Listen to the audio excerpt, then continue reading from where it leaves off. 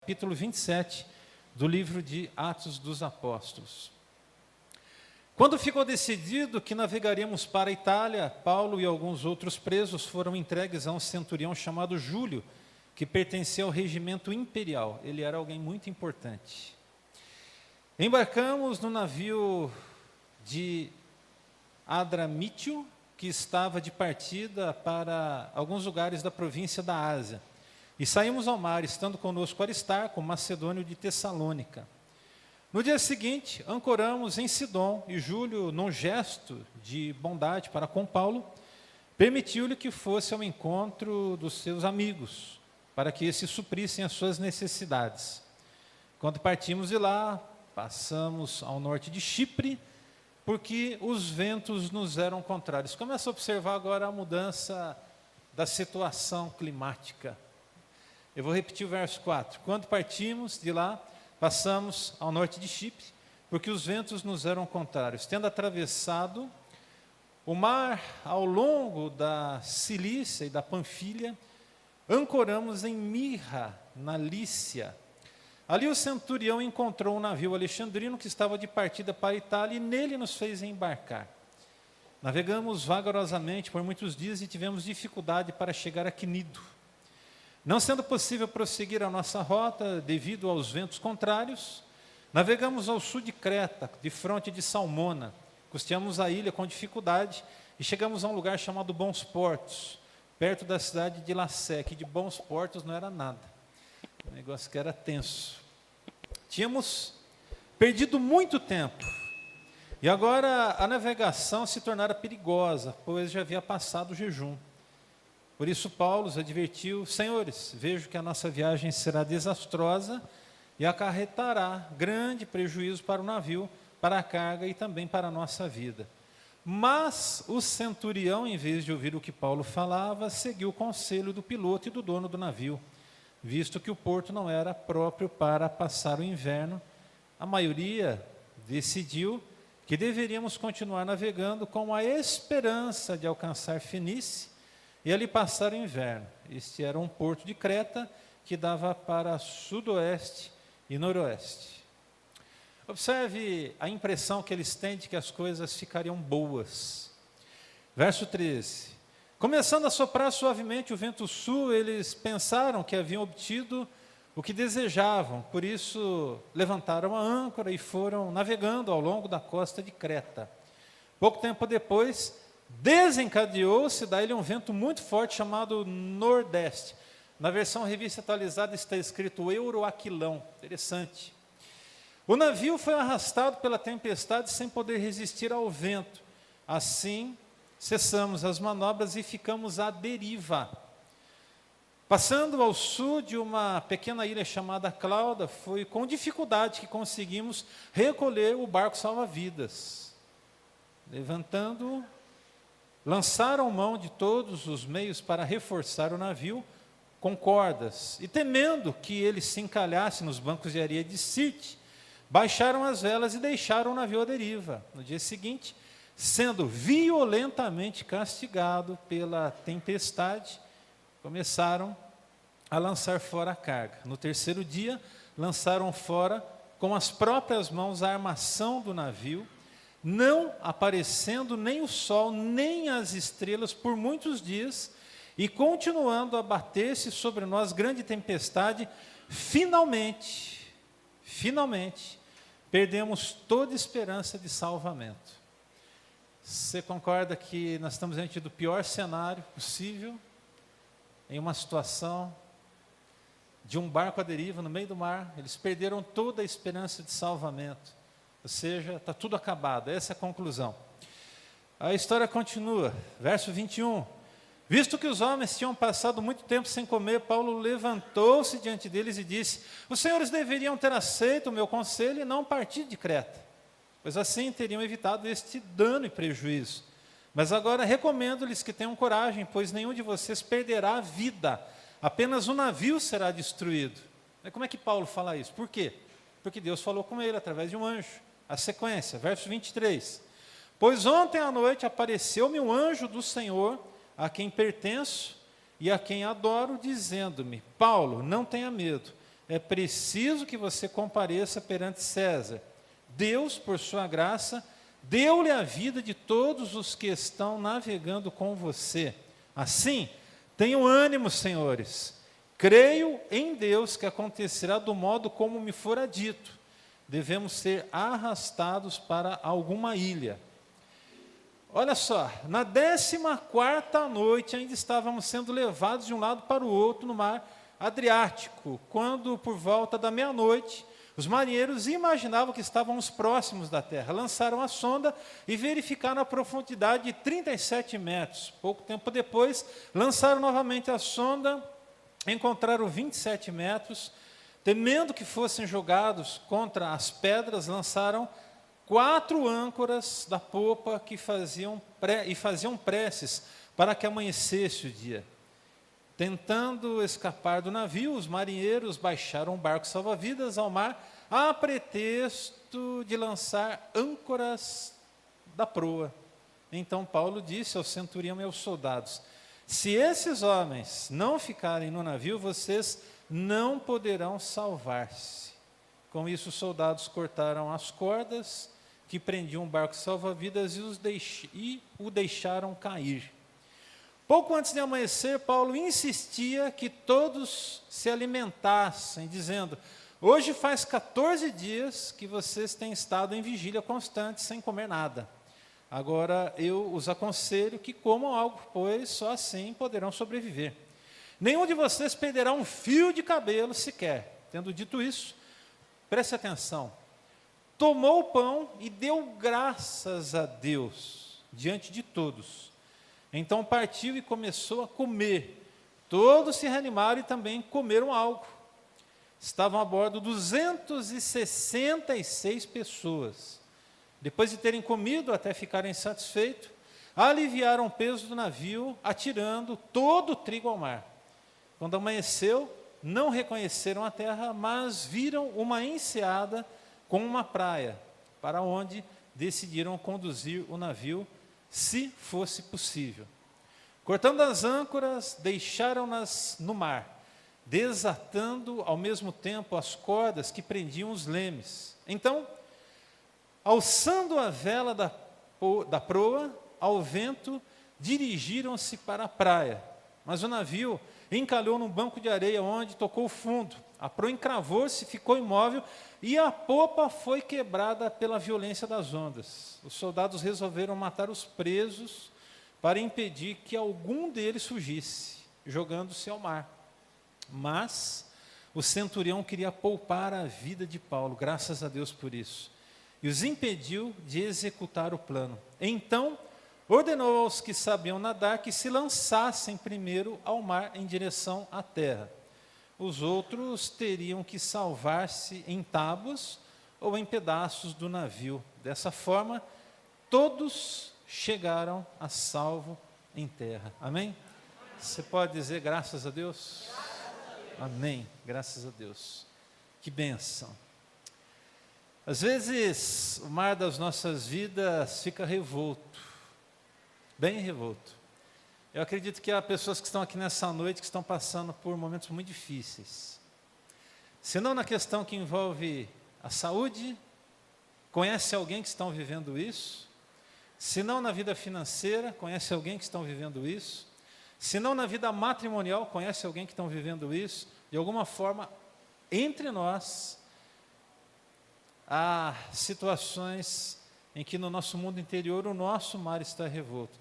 Isso não significa que nós não podemos ter uma mente próspera em meio às dificuldades da vida. O que eu quero que você entenda nessa noite aqui mesmo, diante da sua pior dificuldade, do seu pior momento, do maior vendaval que esteja se aproximando de você, no meio do vendaval, Deus é suficiente, o bastante e capaz o suficiente para te fazer próspero nesse momento da sua vida. O que eu quero dizer para você é que não é o fim, é o meio pelo qual Deus vai ser glorificado e você vai ser abençoado no nome de Jesus, amém? Olha só, o que nós nunca podemos esquecer é que Deus permite passarmos por tormentas. E quando a gente passa pelas dificuldades, nós temos a medida certa de 4 coisas muito sérias. Primeiro, nós aprendemos lições, sim ou não? Quando o mar está revolto na nossa frente, a gente aprende. Mas aprende mesmo. Nos mares mais revoltos que eu já enfrentei na minha vida, muitas lições vieram. Então, a primeira coisa que nós provamos, quando as coisas estão tudo de perna para o alto na nossa frente, são lições. Deus quer nos ensinar coisas. Segunda coisa que a gente prova é de crescimento. Diga, eu provo de crescimento. Mas também aprendo lições. E como? Aprendemos. Vamos lá, quer uma constatação disso? Quando você enfrenta tempestades muito intensas na vida, quantos aqui conseguem tirar lições valiosas? Quantos aqui já tiraram lições valiosas em momentos? Agora seja bastante sincero, quantos aqui, por conta do tamanho da tormenta, não conseguiram entender alguma coisa em algum momento? Muitas pessoas, às vezes a gente não entende mesmo. Nós somos seres humanos, não é pecado isso. A gente não tem que entender tudo, a gente às vezes, Deus está querendo ensinar, mas a gente está lá com o nosso coraçãozinho assim meio que distante de querer alcançar o que Deus quer ensinar. Mas o que eu preciso dizer para você é que Deus vai te ensinar, de um jeito ou de outro. Tem uma outra coisa que Deus faz quando a gente está no meio da tormenta, e o texto vai ser bem claro nisso. Há livramento da parte do Senhor para nós.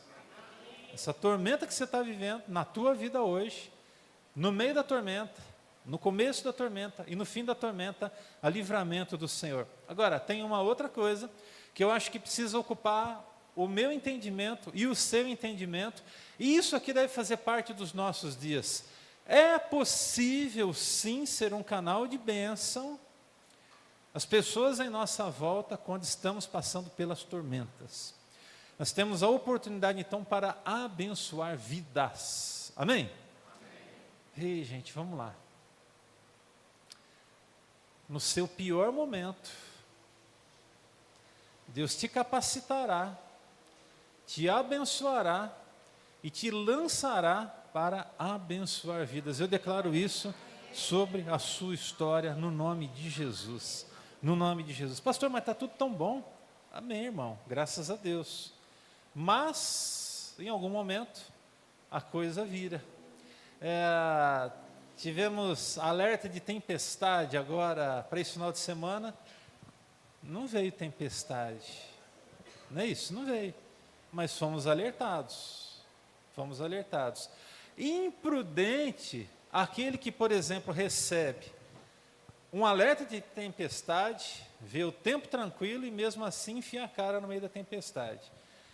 Deixa eu te falar uma coisa, você não precisa ir atrás da tempestade, ela vai vir atrás de você.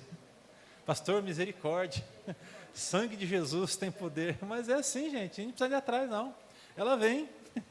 Bom, falando sobre as tempestades da vida, Charles Spurgeon ele disse o seguinte: Deus não nos leva para águas profundas para nos afogar, mas para nos purificar. A sua tempestade tem como objetivo purificar a sua alma, purificar o seu espírito. Não é gostoso ser purificado às vezes não, irmãos. É no meio da burdoada, é no meio da tempestade que a gente é purificado, mas aí Deus vai usando a tempestade para limpar, a eira à nossa frente, para nos fazer enxergar alguma coisa que a gente não está enxergando. Agora, para passar por tempestade, você concorda comigo que é preciso a gente aguçar a nossa fé? Sim ou não? Tem que ter muita fé, gente, para passar pelas dificuldades. E aí, o Max Lucado, falando sobre fé, ele falou uma coisa muito interessante. Eu quero repartir com você. Alimente sua fé e os seus medos morrerão de fome. Uau, que expressão linda. Alimente a sua fé e os seus medos morrerão de fome. Amém? Agora nós vamos repetir essa frase como o Betel do Senhor. Vamos lá, todos juntos. Alimente a sua fé e os seus medos morrerão de fome. Vira para o irmão que está do seu lado e diga assim: irmão, mata de fome os seus problemas.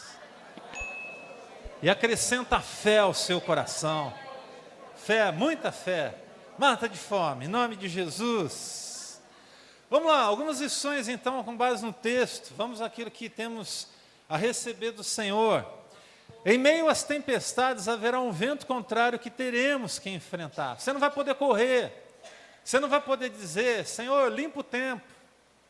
Deus não vai ouvir a sua oração.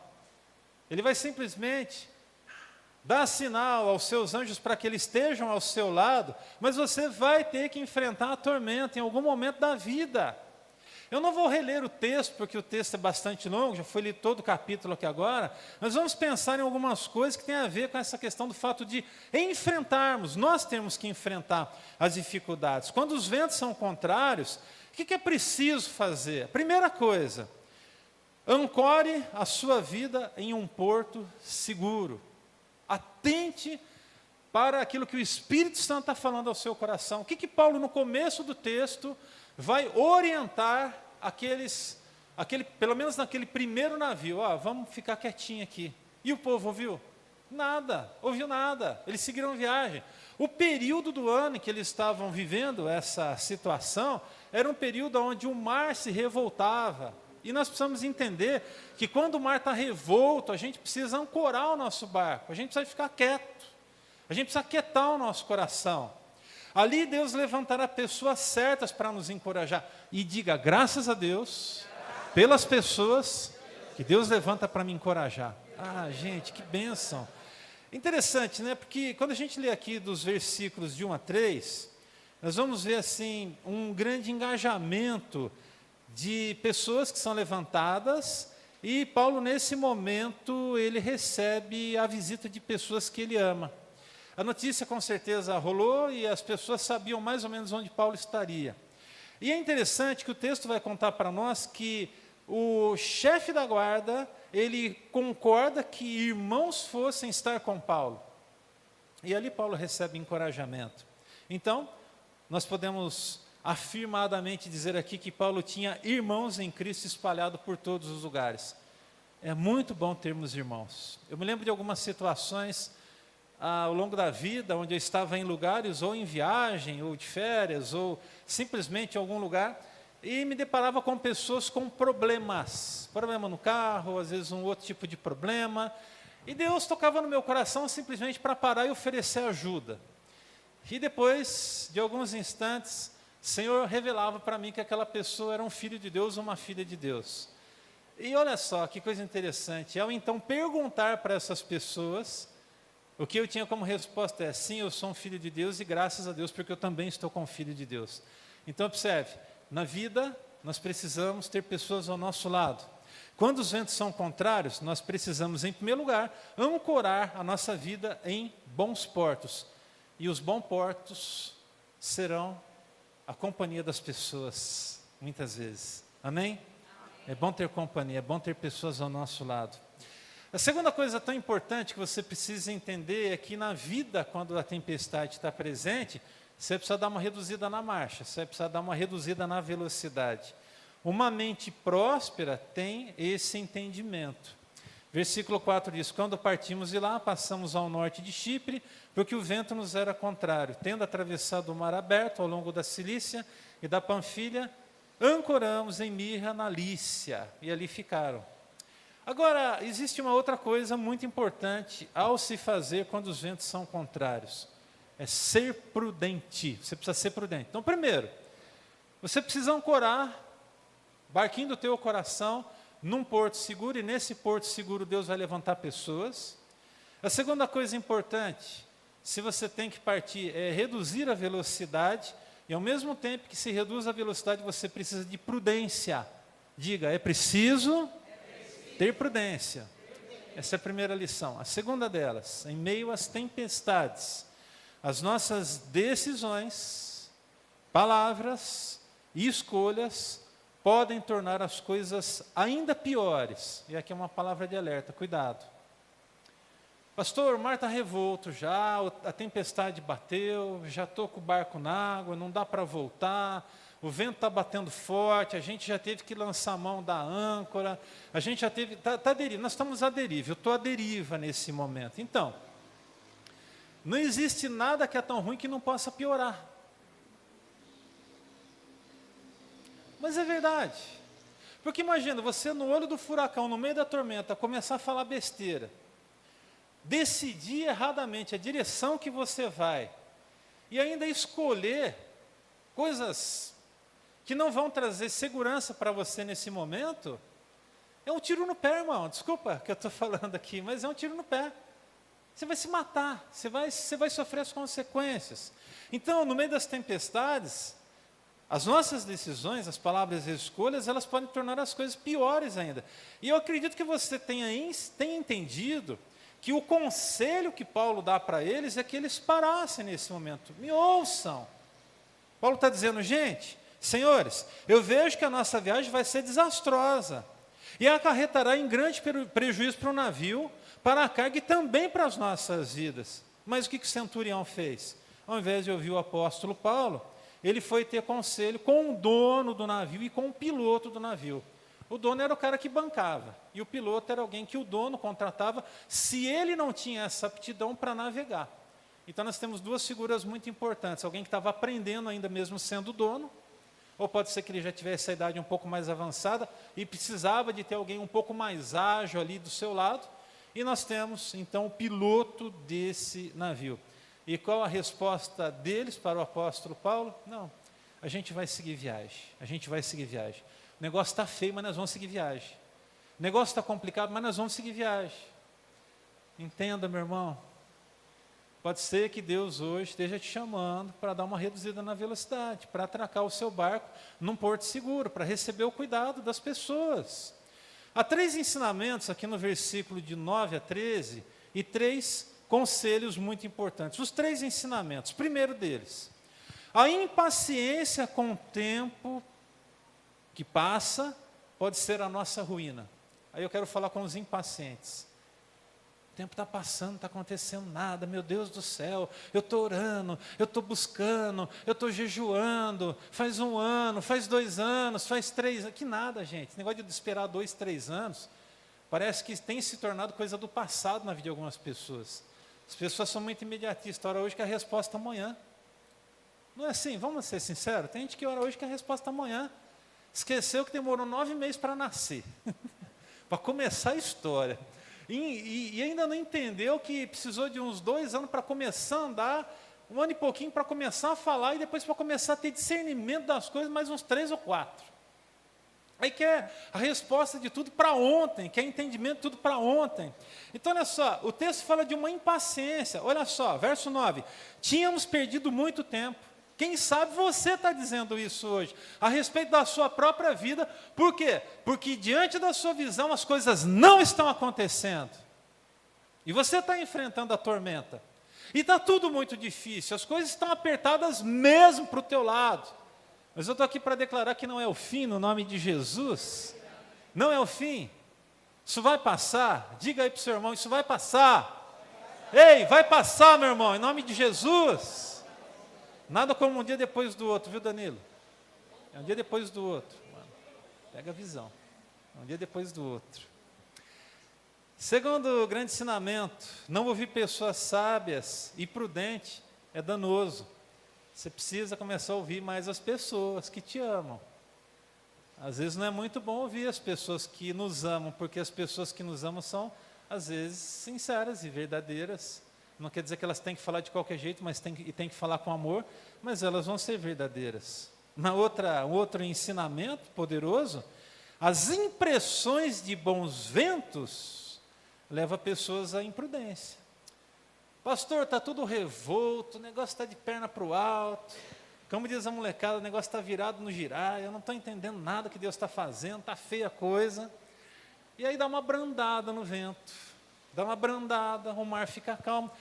Já foi para a beira da praia que quando o mar está azulzinho, gente, fala sério, coisa linda, né? É lindo, o mar está azulzinho. Aquela parte do rio ali começa até a mudar de cor, a água mais azulzinha vai entrando na parte ali da boca da barra, quando a maré está, né, mais baixa ali, é lindo, eu acho aquilo ali lindo. Às vezes quando eu saio de manhã e vejo aquele marzão, o sol nascendo, pensa numa coisa, ali eu começo a glorificar a Deus. E quando a água está azulzinha ainda, a gente fala assim, Deus, que coisa tremenda. Mas tem dia que a coisa está feia. O mar está batendo lá na muretinha e jogando para fora. Mas observe, a impressão que eles tinham, observe, o período era um período de mar revolto. Mas a impressão que eles tinham é que eles tinham alcançado o que desejavam. Vai ser revelado isso aqui no texto para nós, verso 13. Começando a soprar suavemente o vento sul, eles pensaram que tinham obtido o que desejavam, por isso levantaram as âncoras e foram navegando ao longo da costa de Creta. Está tudo tranquilo. Mas o mar estava revolto agora? Será que não é hora de parar um pouco? Será que não é hora de respirar um pouco? Espera mais um dia, deu uma clareada, espera mais um dia. Não, pastor, já clareou, já. Não, espera mais um dia, mais um momento. Olha só, nós falamos do alerta da tempestade, às vezes a gente recebe.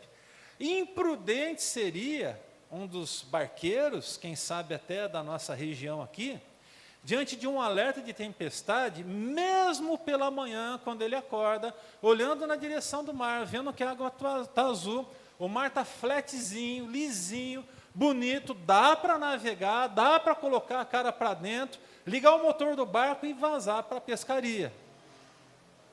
Imprudência. Mas o mar está tranquilo, mas vira de um minuto para o outro. Eu estava com o Renan outro dia, nós fomos pescar, você lembra, Renan? Tem acho que uns 3 meses mais ou menos isso aí, nós fomos pescar em um lugar novo que eu não tinha ido ainda, lá na caixa d'água, no Morro do Paranambuco, a gente desceu aquele barrancão lá embaixo, lá, e nós fomos pescar, dizendo que tinha uns peixes bons, mas não pegamos um para contar a história, misericórdia. Isso que é bom para pescar, uma hora, quem sabe, a gente volta lá, Renan. Estava lá pescando, solzão estalando na cabeça da gente, negócio bonito, mar flatzinho, bacana, jóia ali, e para passar o tempo, tá bom. Se leva para casa um peixinho, é bom, se não leva, tá bom também, só de estar na beira ali, já é tudo, né? Bom, às 3:30 da tarde, começamos a sentir um vento meio diferente. Falei, Renan, vamos sair fora? Tem esse barrancão para subir aqui, só que se molhar vai dar dor de cabeça. Gente, a gente começou a juntar as coisas, mais do que depressa. O mar começou a ficar revolto, o vento começou a soprar de um jeito. Não foi 5 minutos, irmãos, não foi 5 minutos. Não foi 5 minutos. Eu falei para ele, Renan, eu nunca senti um vento tão forte nesse, na minha vida, como eu senti. Eu acho que eu já vi tormenta, hein? Já estive no meio de tempestade já. Irmãos, eu nunca tinha visto. As bolsas com coisa pesada dentro, a bolsa era quase que arrastada.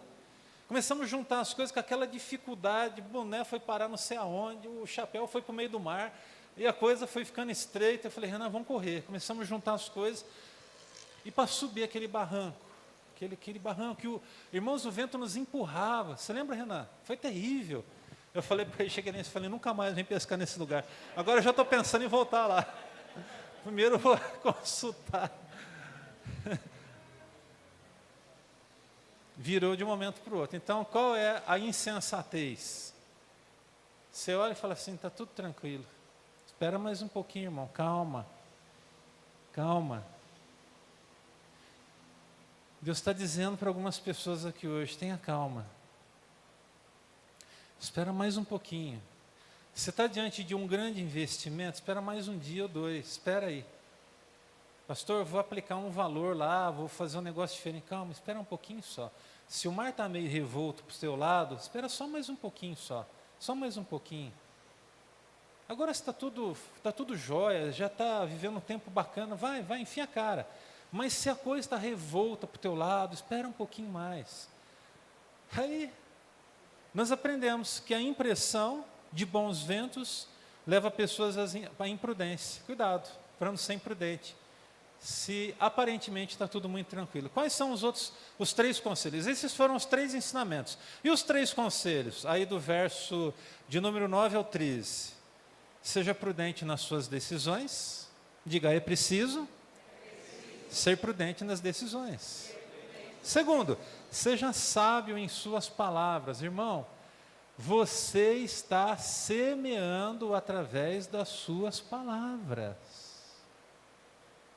Todas as nossas palavras, elas não estão sendo lançadas ao vento.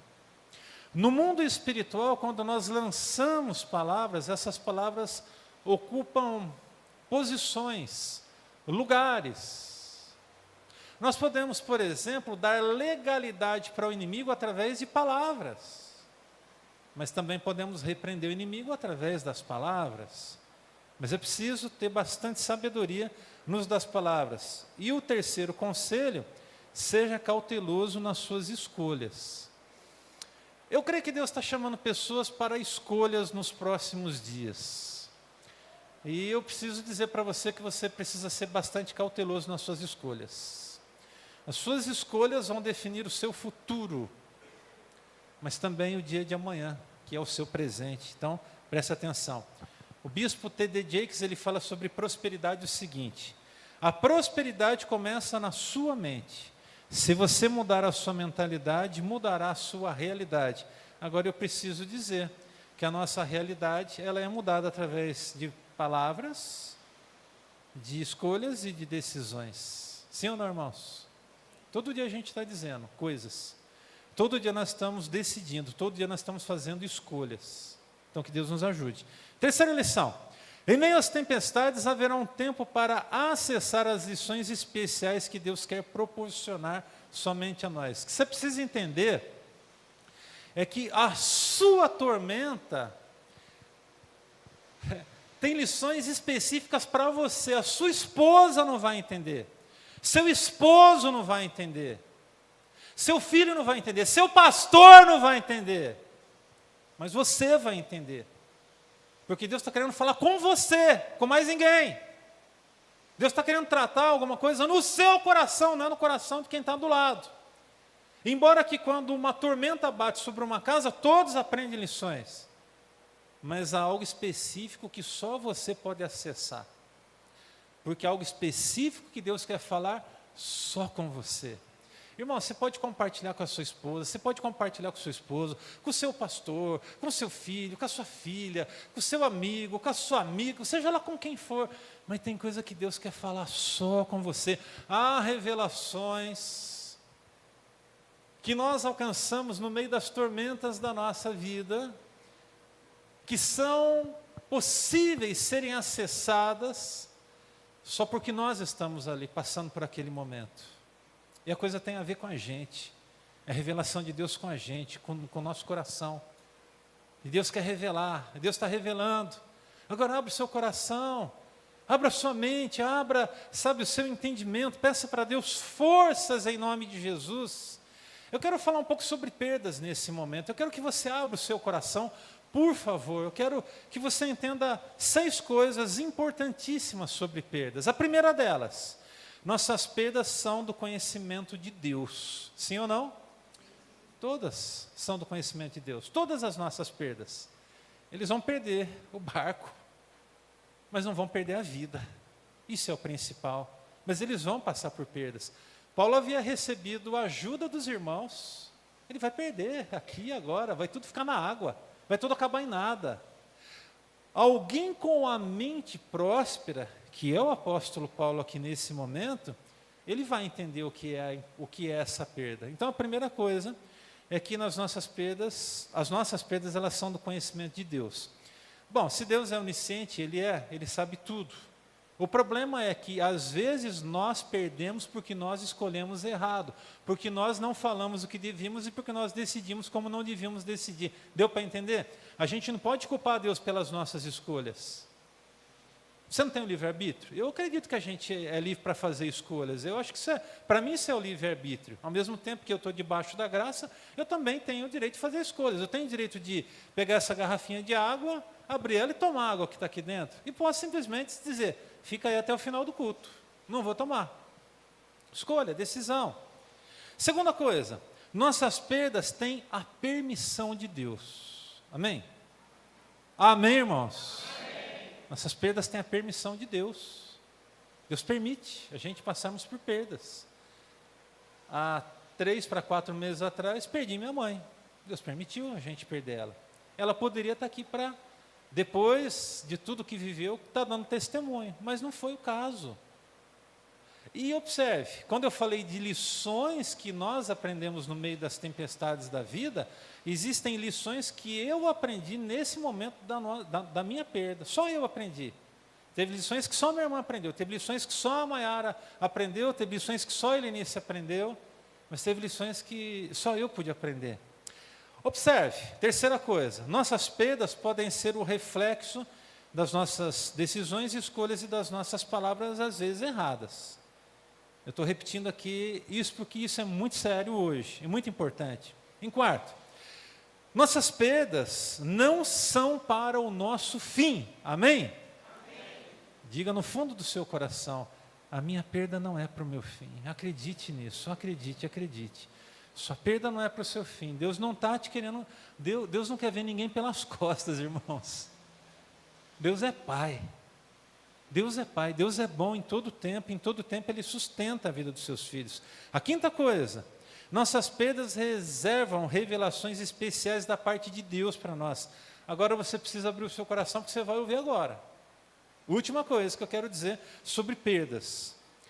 Nossas perdas podem não ser perdas, podem ser frutos de oração.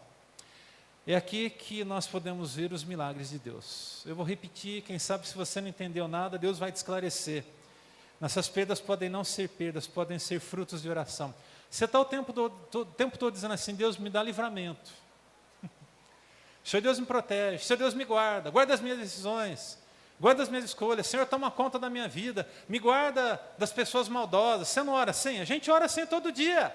Então pode ser que o que você esteja provando na sua vida hoje seja um grande livramento da parte de Deus e tem como base uma oração que você nem se lembra que você fez.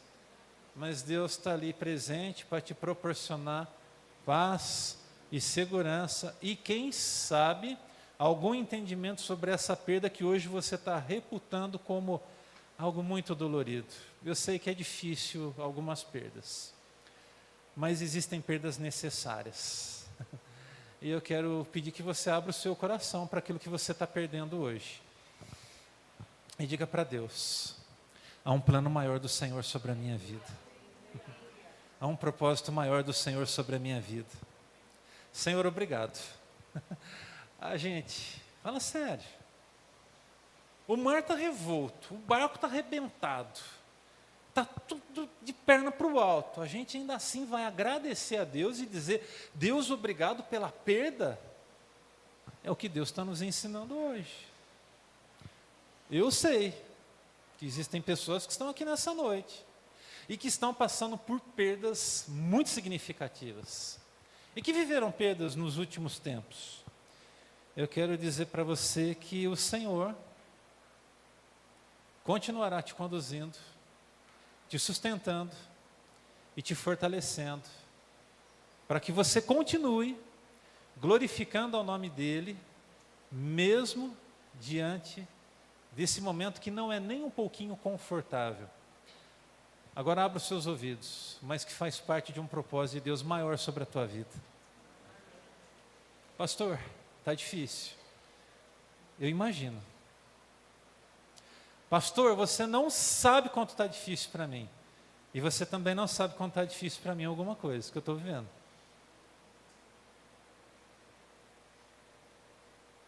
Mas Deus, o meu Deus, o seu Deus, Ele continuará nos sustentando. Eu declaro palavra de vida sobre você, no nome de Jesus, palavra de bênção. Eu declaro o seu entendimento aberto, eu declaro você com seus ouvidos espirituais abertos, eu declaro você com uma mente renovada e declaro você entendendo o propósito maior de Deus sobre a tua vida. Se hoje as perdas estão presentes, seja de que ordem for, eu quero dizer para você nessa noite, que é um porto seguro que o Senhor vai te conduzir. Eu creio. Eu quero que você creia no nome de Jesus. Se hoje você está aflito, a tormenta tem te deixado ansioso, inseguro e triste, e tormentas fazem isso com a gente. Há uma palavra de Deus para você agora, eu quero que você abra o seu coração, e a palavra de Deus é a seguinte: na sua aflição clamaram ao Senhor, e Ele os tirou da tribulação em que se encontravam.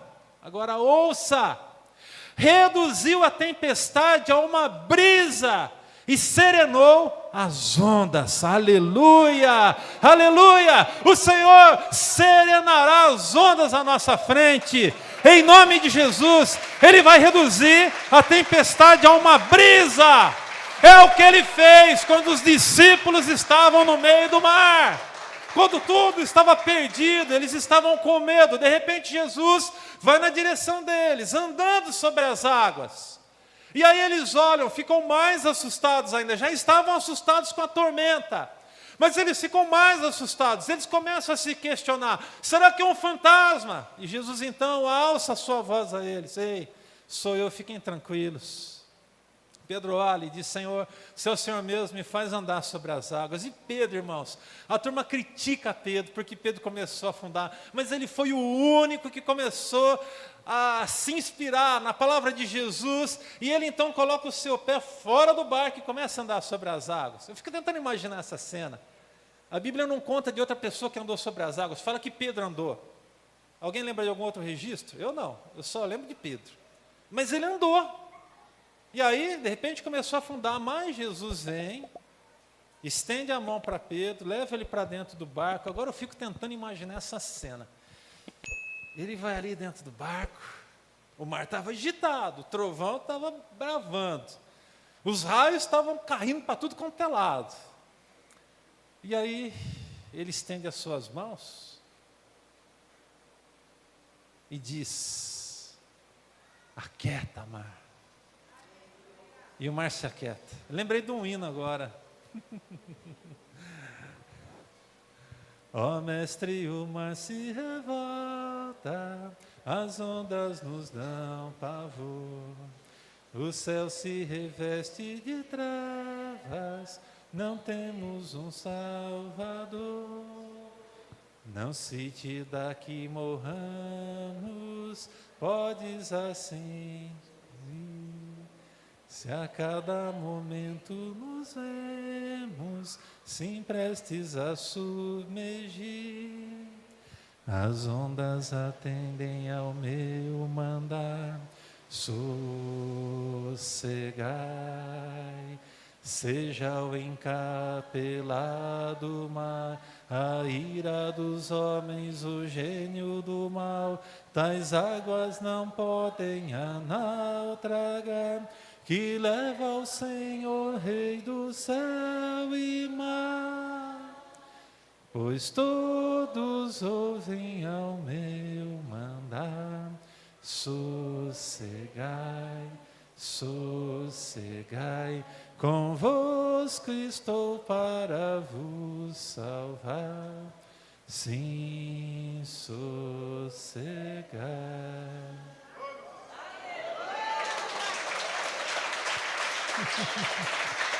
É velho.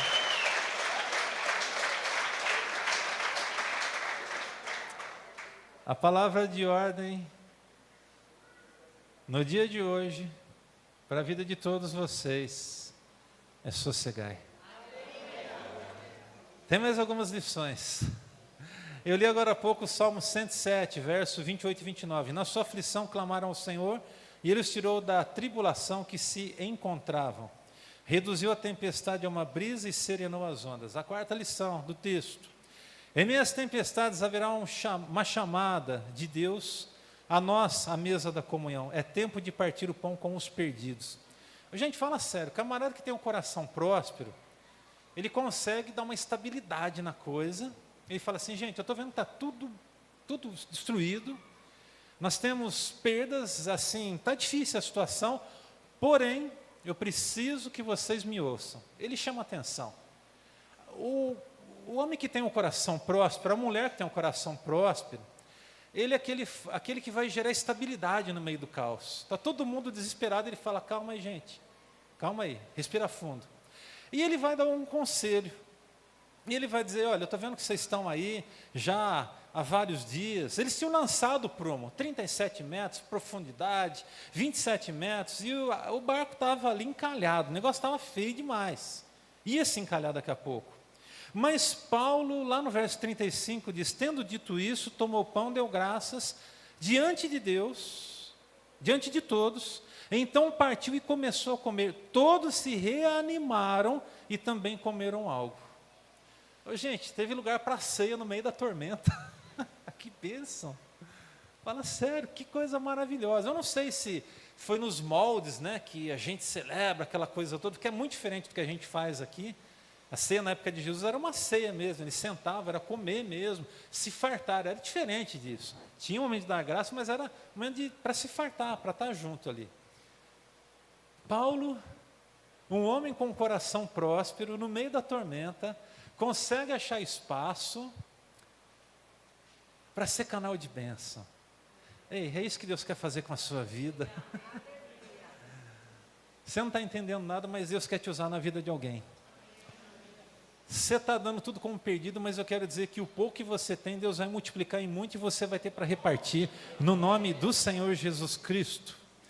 Pessoas com mentes prósperas sabem repartir mesmo quando tudo que tem é quase nada. Na verdade, eles não tinham nada. Tinha um punhado de pão lá, que estava guardado em algum lugar, no porão, quem sabe estava até molhado, já estava salgadinho já, né? A água do mar entrando, tudo contelado, o negócio já estava uma beleza. Mas Deus faz isso. Pessoas com mentes prósperas sabem repartir, mesmo quando tudo que tem é quase nada. Pastor, eu não tenho quase nada. Deus hoje está te chamando para repartir. Mas não está entendendo. Ei, presta atenção. Se o pouco que você tem é um pouquinho de farinha, reparta. Se o pouco que você tem é um pouquinho de azeite, reparta. É isso, reparta. Quem não reparte, não recebe mais. É só a gente lembrar no passado. Elias, o Eliseu, as situações que nós vimos lá no Antigo Testamento. A mulher estava lá numa situação difícil. Como que eu vou servir você, profeta? Vai lá, não vai faltar não. E a farinha multiplicada. Pode ser farinha de trigo, farinha de milho, farinha do que você quiser, irmão. Se tivermos um bom baiano, aquele vai falar aquela farinhazinha, né? Alguns vão dizer daquela farinhazinha amarelinha, né? Aquela coisa diferente. Não vai faltar para você. Você pode repartir tranquilo, irmão, pode repartir. Ei, olha para mim, por favor. Deus está te chamando para repartir o pouco que você tem. Eu lembro de pessoas que nem de igreja eram, que foram um canal de bênção na vida da minha família no passado.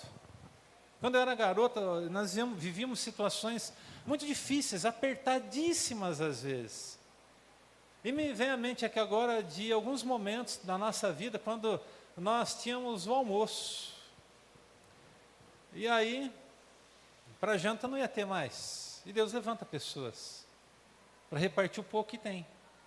Eu lembro de uma senhora, eu tive a oportunidade depois de um tempo que eu me converti, ligar para essa mulher e agradecer a ela pelo que ela fez por nós. Ela nem lembrava mais. Mas eu me lembro que um dia minha mãe falou, gente, tem um almoço. O almoço tinha sido um pouquinho de farinha, amassado com água e sal. Só, não tinha ovo, era farinha com água, um pouquinho de sal. Acho que tinha fermento também, colocou, tipo um pãozinho aso, uma coisa assim. E a gente comeu. Tinha lá um quissuco, daquele que deixava a língua até azul, mais ou menos isso. Quissuco e pãozinho, coisa boa, né? Quissuco mesmo, esse era a marca, o nome, né? Alguém se lembra disso? Está começando a ficar graças a Deus, a maioria está começando a ficar meio constrangido aqui. Os mais novos não sabem nem o que é isso. Quissuco, o que é isso, pastor? É cripilipe, que ele... Lembrando também de pelique. Deixa isso aí para lá, vamos voltar para o quissuco, né? E aí, depois do almoço, bateu na porta de casa uma vizinha, dona Margarida. E minha mãe gostava de fazer salgados, né? Fazia, às vezes para vender e tal. Ela falou, chamou minha mãe de Dona Nena, a senhora pode me ajudar? Eu vou receber umas visitas. Eu preciso de que faz bauru de forno, né? Tipo aqueles pão enrolado com frios, né? Bem gostoso. E ela foi ajudar. Fez lá 2 fornadas, deu vários. Foi assim, uma tarde toda, e as visitas viriam no dia seguinte. Aí quando foi no final do dia, ela olhou para minha mãe e falou assim, Dona Nena, isso aqui é para a senhora, pode levar. 2 formas. Foi a nossa janta, o nosso almoço, a nossa janta, e o nosso almoço, a nossa janta. Mais ou menos isso. Não vai faltar. Só que você tem que repartir. Mas já tem pouco, pastor. Pouco com Deus é tudo. É muito. Bom, no meio das tempestades, compreenda também uma outra coisa, que navio encalhado não é sinônimo de morte. É apenas sinônimo do velho que tem que ir embora. Mentes prósperas entendem isso. Bom, o navio vai a pique e eles começam a cortar a corda das âncoras. E o texto vai dizer para nós, a partir do verso 40, então alcançaram a vela para o vento, dirigiram-se para a praia, mas o navio encalhou e o barco ficou na areia. Então, ele tocou o fundo, a proa encravou-se, ficou imóvel, a popa quebrou pela violência das ondas. Quero que você entenda 2 coisas importantes. O barco pode se despedaçar. Mas se ele se despedaçar, é porque Deus tem 2 propósitos. O primeiro é que você chegue lá na beira da praia e acabe com o resto que ele tem. Porque é um caminho sem volta que você está vivendo na presença de Deus. Para receber o novo, você precisa queimar o seu navio. Eu vou repetir. Para receber o novo, você precisa queimar o navio. Não, pastor, mas nem navio tem. É resto de navio. Queima o resto do navio. Se não do jeito que o diabo é, ele vai dizer assim para você, não é possível navegar com esses cacaré que você tem aí. Não, junta aí, dá uma amarrada, dá umas marteladas aí, daqui a pouco você faz uma jangada e vai para o mar de novo. Vai para o mar com jangada o quê, meu irmão? Vai de transatlântico, que é a próxima bênção de Deus para você. Não é nem com um barquinho pequeno, não. Vai. Já pensa do tamanho de Deus, né, irmão? Já pensa do tamanho do Senhor. Então, o conselho aqui, vamos lá. Queime o resto do seu navio quando você ver os destroços dele na praia. A ordem de Deus é queime tudo, irmão. Tudo, tudo, tudo. Tudo, é para queimar tudo. Segunda coisa que a gente precisa de entender, tão importante aqui, com base nos versos de 39 até o 41. Deus só pode fazer algo novo depois de uma tempestade, se em nós houver desapego ao que se foi. Tem que desapegar. Vou fazer uma pergunta aqui e eu quero que você seja muito sincero diante de Deus. Deus hoje está te chamando para se desapegar do quê? Para que o novo venha sobre a tua vida. Eu quero viver o novo, tem que desapegar de alguma coisa. Alguma coisa você vai ter que abrir mão, irmão. Mas é só destroço que está ali, mas eu acho que tem esperança naquele destroço. Tem não, é para queimar, é para jogar fora. Porcaria vai para o lixo. Não é isso que a gente faz, irmão, com lixo. O que a gente faz com lixo na nossa casa? Joga fora, vai lá para o cesto, bota lá para o lixeiro pegar. Resto é lixo. Deus não está te chamando, desculpa o que eu vou falar aqui agora. Deus não está te chamando para ficar rejuntando lixo, para ficar juntando lixo. Deus quer trazer o novo, só que o novo não vai vir se você ficar pegado naquele negócio. Agora deixa eu ser um pouco mais claro. Quem sabe os destroços que estão aí em sua volta, que você tem mais é que abrir mão, é um relacionamento.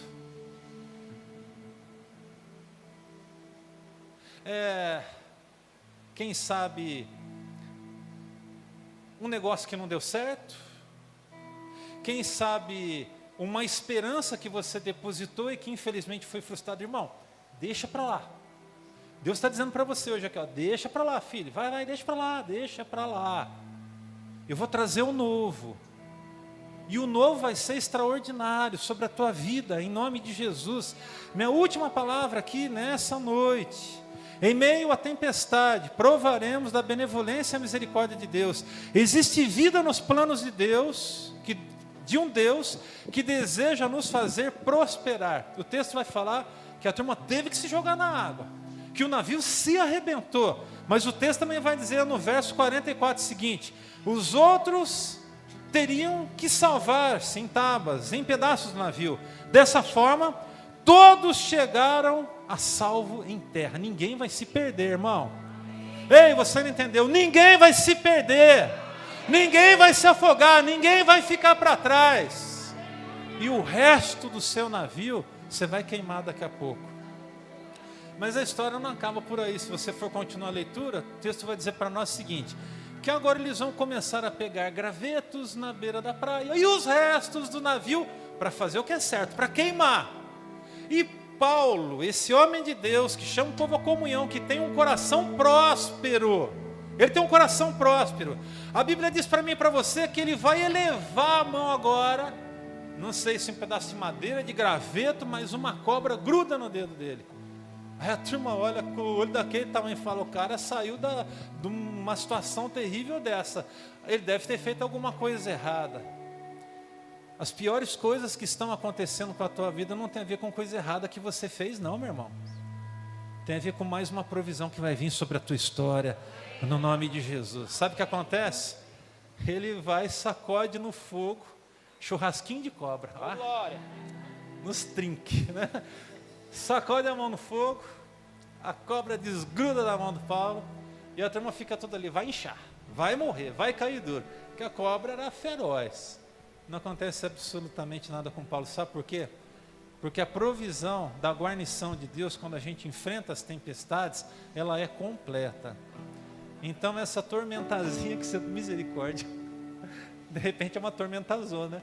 Mas essa tormenta que você está vendo vai passar e vai deixar lições valiosas sobre a tua vida, no nome do Senhor Jesus Cristo. Você não partirá dessa vida se não tiver cumprido todo o propósito de Deus sobre a tua vida. Há 3 conselhos finais. Não atrapalhe o que Deus quer fazer na tua vida, responsabilize-se pelo profético que você já recebeu dele e não se impeça de poder avançar livremente na jornada chamada jornada da vida. Deus hoje te chama para enfrentar as tempestades com uma mente próspera. A resposta agora é sua.